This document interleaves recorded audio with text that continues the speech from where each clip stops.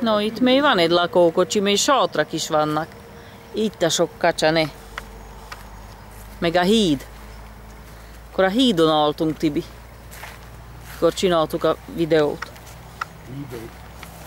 Jó, sok éve vannak. Aha, mint a sorba állnának, azt ugrik be.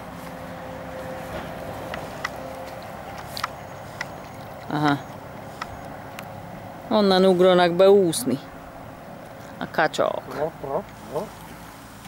Ez is jó kis csónak, ne? Jó.